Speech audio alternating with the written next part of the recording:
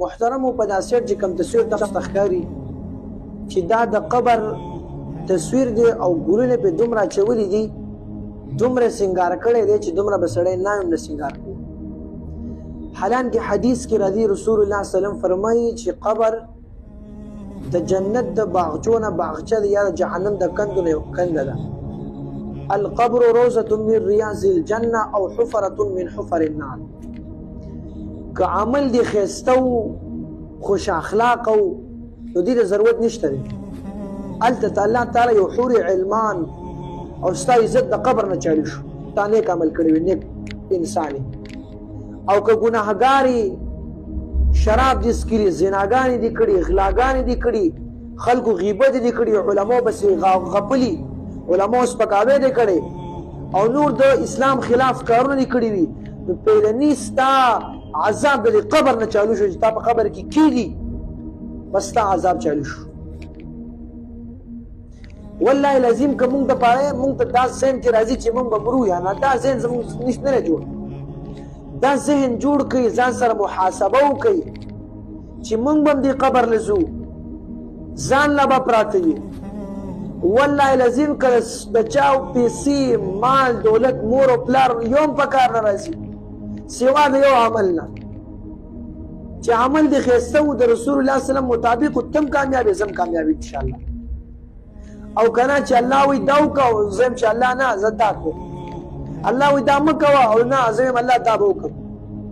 ته خو الله حکم نه منې، ته خو الټه په الله باندې نعوذ بالله مشرک یې نعوذ بالله. الله چې سوي هغه به ته هم منې زه به یې منم. ځکه حدیث کې راځي رسول الله فرمایي په لار تېرېدو سورلۍ باندې رسول الله صلی الله علیه وسلم ناست و ویې کتل، نبي علیه السلام سره چې کومه دابه وه یا اسو یا اوښو هغه په ټوپونه شو. رسول الله صلی الله علیه وسلم صحابو ته ویل صحابو صبر وکړئ. نبي سلام د اوښو یا د اسپې نه یا د مهار نه یا چې کومه دابه هغې نه راکوشو یوه ششنه چوکه راوړئ. چوکې چې راوړه نیمه په یو قبر کې وسته، نیمه په بل قبر. او نبي صلی الله علیه وسلم وفرمیل ای زما صحابو که چېرته تاسو یریدم نه زه د تاسو نه دې خبرې چې تاسو خپل مړي نه ښخوئ، نو ما به تاسو ته نن دا مړي څرګند کړي و، الله ته مې حکم کړی و الله زما یې صحابو ته وښیه چې دې له کوم عذاب ورکولی کېږي د دوه مړو له. که تاسو دا وکتل بیا به تاسو مړي نه ښخوئ، بیا به ډېران ته یې ولې خو ښخوئ بیا نه ځکه چې عذاب یې چالو کېږي. او نبي اسلام وفرمیل دې دواړو قبرونو ته چې کوم دی عذاب میلاویږي او ډېر کم وړوکی عمل دی، دې ته کم ښکاره کېدو حالانکې عمل ډېر لوی دی. یو به دوه دا یو ته چې عذاب میلاویږي ده به یو بل جنګول چغلي، زما خبره به تا ته کوله ستا خبره به ما ته کوله. او دویم به تشو متیازو نه ځان نه ساتلو، ځکه حدیث کې راځي رسول الله فرمایي استنزهوا من البول فإن عامة عذاب القبر منه. د تشو متیازو نه د قبر عذاب جوړیږي. وګورئ زما محترم د تشو متیازو څوک سوچ فکر هم نه کوي. هر یو ملګري ته وایم اکثر ملګري پنشنټونه واچوي په ولاړه متیازه کوي، دا سوچ نه کوي چې زما د پنشنټ ته به تشو متیازو دانې ولګي. هر یو ملګري ته زما بیان چوي د پیغمبر سلام طریقو کې کامیابی دا نه منلو کې ناکامي ده.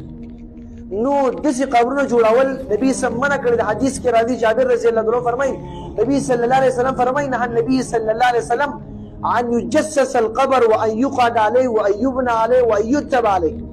نبی سلام منع کړی دا د قبر د پخولو، په قبر باندې د ناستې، په قبر باندې بنیادونه کورونه جوړول او قبرونو باندې لیکل کو فلان کې او فلان کې او په دې تاریخ منډه او شهید دی او مرګ سره ګورونه وړي دا نور ناتونه پیلي کو نسبونه هم لیکو د رحمان بشیرون لیکو د الله مهربان هم لیکو د قائد اعظم هم لیکو.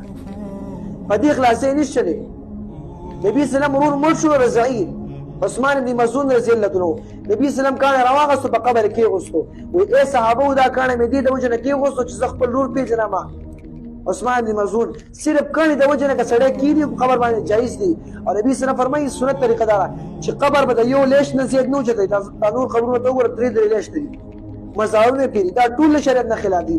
په دې به مل رانیسي چې او دویم مثلا تابوتونه، تابوت خو اسلام کې ورشته نه دی به نه شي راوستو. کوم ځمکه چې برابر وي هلته به تابوت هم نه بیان ضرورت د وجه نه یو ځمکه داسې غورځېږي قبر چې کوم دی نقصان یې بیا ټیک ده. هغه چې کله تاسو کوئ علماو سره چې کومې رابطه کوئ هلته ستاسو جمعه تعلیم هغې نه ورته پوښتنه کوئ بیا به عمل کوئ. نو دغه شان دي قبرونه ځان وساتئ. لکه دې کس چې دا قبر جوړ کړی دی د ګلونه یې اچولي، اوس که زما عمل خراب وي ته ما ته ګلونه واچوې، دې هېڅ فایده نشته دی. دا بعضې خلک دغه راوړي د خوشبو د عطرو یا چې کوم دی ګلابو هغه قبرونه راوړي، دا ټول نقصان دي. دغه پیسې یا چې کوم دی پاتۍ بلئ دا پیسې راوړه جومات کې ورکړه، یا یو طالب له ورکړه هغه بې کتاب وړه دا چې کوم دی بهتر دی. دا پیسې هسې لاړې دا پاتۍ او دا ګلابونه راول دا ټول نقصان دي. انشاءالله که بیا هم که یو ملګری وایي چې زما پیسې د قیمتي ولګي علماو سره، لکه تېر ورځو کې ملګري ته ما وایي چې هغه پیسې پکار دي کتابونه لم ما ته وایي زما چې کوم دی مثال پلانکي سره دونه یې بهتر به کړم. نو مې که اوس مثال تور باندې که د شیطانت کار شو نو بل نه بیا رالي خو ته به یې لګې.